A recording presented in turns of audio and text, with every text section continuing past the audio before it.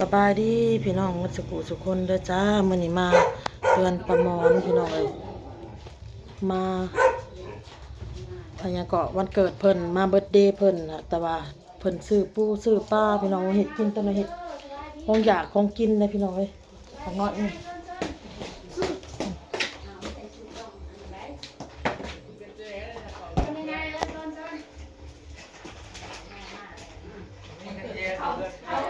ที่เหล่ามากพี่น้องกล้องเลยขาวบ่ให้เว้าเลยพี่น้องเอ้ยขาว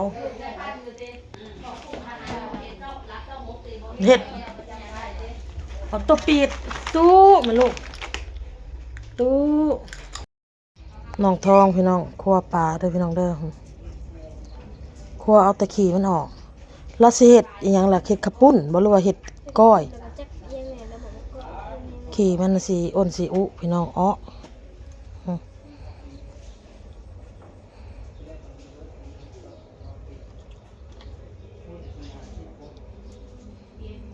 แต่คั่วเอาขี้ออกซื้อพี่น้องสิอันน่ะเฮ็ดน้ำข้าวปุ้นประมาณนั้นแหละเพื่อแล้วเพื่อหยังพุ่นแหละตอนแรงพี่น้องเอ้ยค่ำพอดีค่ำมืดมาเบิ่งทางพี่เด้อทางพี่พากันเว้าหยังทางนี้บ่พื้นสิหาไปกูนี่ยืมสินทางใดเด้ยังว่าอยู่หายืมเงินยืมคำเค้กจะบ่น่ะเค้กเอ้ยนี่แหละหยังบ่แหละอันนี้เป็นหยังบ่ได้จะเฮาผูกแขนเอาละอ่อนผูกแขนเอาละล่ะเฮาบ่มีสังได้มาให้ป้าได้พี่ซักเขามาบ่ติดสกอตให้ซุ่มนี่โอ้เนาะสิทีสกอตเราแกะป้าแกะได้คือว่าบ่แม่นบ่ได้แกะเป็นแนวนี้มาแล้วสกอตมดบ่จักให้ได้ติดน้อยหนึงเห็นบ่กล้องนี่ก็ต้องตอบแสงแหน่พี่ฮอดสกอตฮะเขาสิไปเฮ็ดอีหยังก่อนเอาหญ้าล้างได้บ่ล้างนี่นะ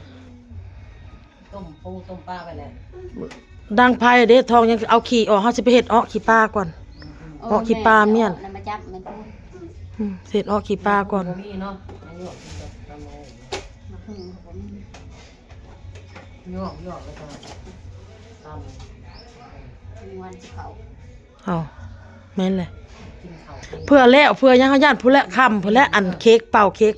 เพิ่นน่ะแรงเอาเพื่อเอาเฮ็ดแล้วเด้เนาะพี่พลอยเฮ็ดน้ำข้าวปุ้นนะฮะเราสิเฮ็ดน้ำข้าวปุ้นแล้วมีก้อนเลือดมีข้าวปุ้นน่ะเอากระหล่ำมาซอยไปซะไปหาพักหาหนึ่งมาหนังซอยเนาะ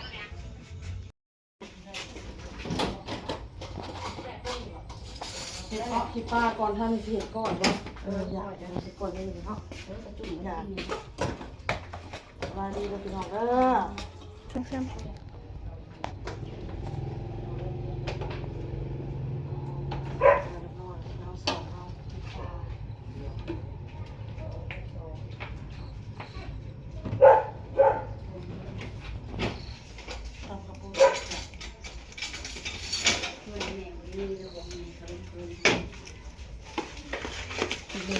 คนเลยข้าวหอมใส่ผักบัวก็บ่มีบ่หอมป้อมหอมแป้มนี่ข้าวบัวในส่วนนี้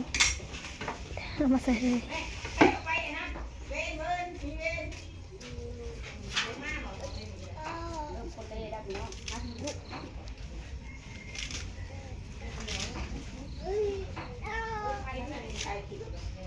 ปลาใส่แต่ใบมะกรูดเขาเป็นไข่และกระเดกเป็ดนัวปลาหอมบัวเฮ็ดสำนีแล้วเนาะแมนเอา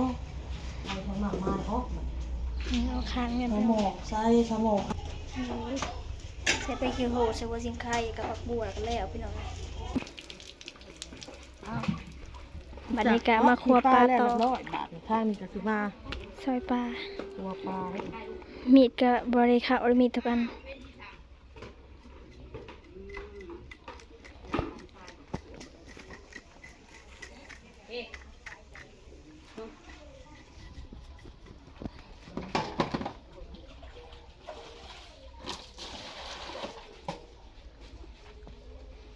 ที่ต้มเห็ดน้ำข้าวปุ้นจากตัว2 โตบ่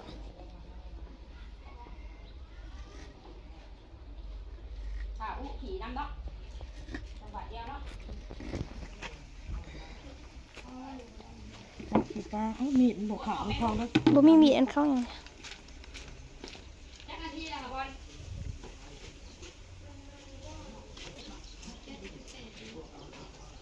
เอาตัว โต กับ โต้จะไปเด้อ ไก่ ต้ เตา องคุมฐานได้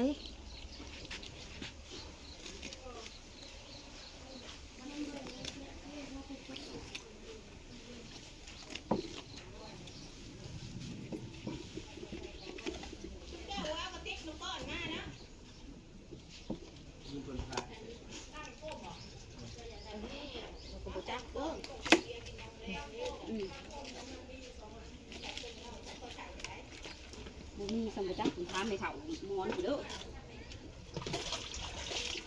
ก็แม่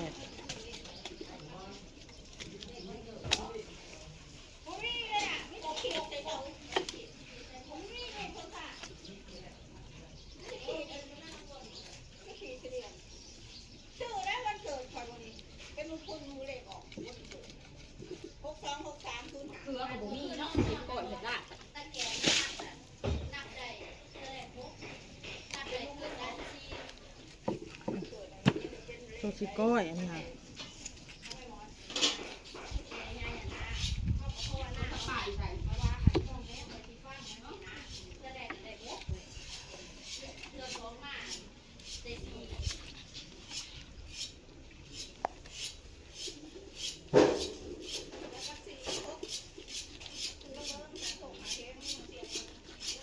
โอ้ยขีดให้กว่าเทวดาไอ้มีดเนี่ย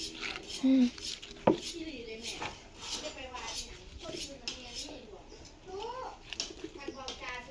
น้องๆเนี่ยได้บอลเอ้ยตกคุมฐานนะลูก พี่เขาเลาะแถวแคมทานผู้บัง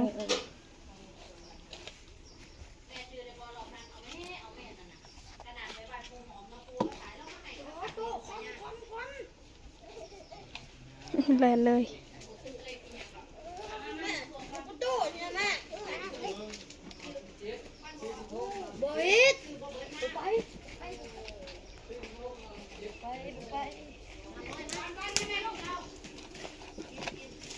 พุ่นเอาหน่อมทางหน้าพุ่นป้าเยอะเหยียบไปวัดขี้ตม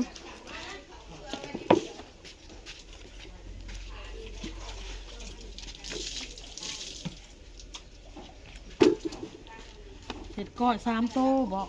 บ่ฮู้น่ากระปุ่นได้ซะ ก้อย3 โตเห็ดน้ำกระปุ่นตัวหนึ่งแล้วบ่ บ่ ว่าเห็ดตัวนี้บ่ เอาตัวใหญ่ให้เลยเห็ดน่ากระปุ่นกะ ตัวนึงแล้วนี่ก็เห็ดก้อยโอ้ยไผไม่อันนั้นขีดมันก็มีบ่เข้าอีก นั่นแหละว่าสิ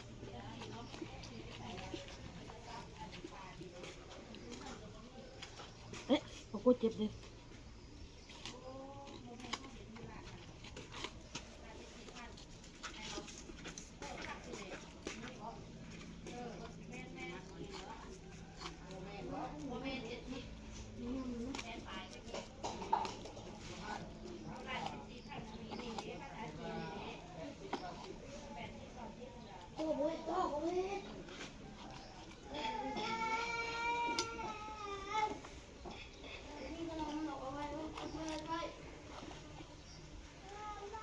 บ่เห็ดลูกเด้อบ่เห็ดเด้อบักหลาบ่เห็ดเด้อของเฒ่าลูกเด้อ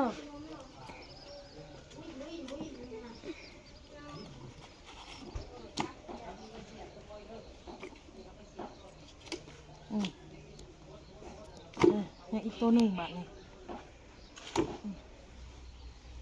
ปลาตัว ปลามีตัวใหญ่ๆนะ มีดมันบ่อยากเข้าเนาะ มีแต่มีเพื่อนโซนใหญ่แล้วเขากูมู อยู่ในหันนะเพื่อนไม่น้อยก็บ่ได้เขามีด เพื่อนเอ้ยคือกัน แขวมันเหียนบารมีดแก แถมลูกเอาไปพันไม้พันตอกเห็ดน้ำว่าวนะอีก เฮ็ดเลยข่อยไปกะมีแต่เห็นแต่เห็ดว่าวเลย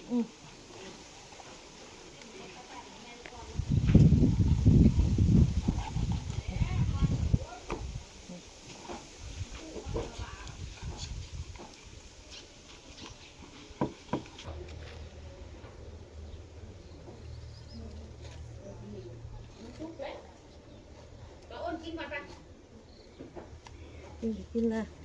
จะแล้วอะไรตัวสุดท้ายมีแต่ซอยมันค่ะ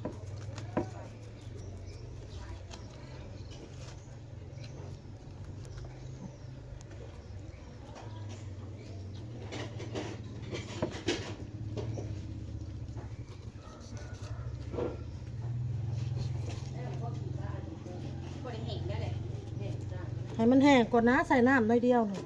แล้วก่อนแล้วก็มาซอยบัดนี้ เราเทใส่ถ้วยเรียบร้อยแล้ว ฮะ ขี้ป้า ผูไปถ่ายเนี่ย ขี้ปอกขี้ปลาเห็ดข้าวเรื่องแล้วปล่อย โซ เตาน กันมา แล้ว ให้ ก็ ดู ได้ซ ต่อ อยครัวแล้ว ขี้ป้าหากระสุก ป้ามากินข้าวก่อนนะ มาแม่ท้องมากินข้าวก่อนมาทุกคนมากินข้าวก่อนเด้อ กินแม่ ข้างในก็เด็ดพักซอยพักเพียงซอยเหนียวข้าว ไป ปุ้น กินข้าวใส่แล้วเอาโต๊ะเด้ ข้าวเช้า ถ่ายได้แม่เจ้านะถ่ายได้แม่ ถ่ายได้นี่แหละ มาแม่ท้อง เอามันวันนี้ นะคิ้วเขาจากวงก่อนวงกัน กินลูกเอาโต๊ะเด้โต๊ะอยู่พู ดูได้ดอกก่อนเนาะ กินหิวเลยกิน กินก่อนออกขี้ปลา มาไม่อด กิน จับเหรอจับมืออินเด้อมาก่อน โอ้ย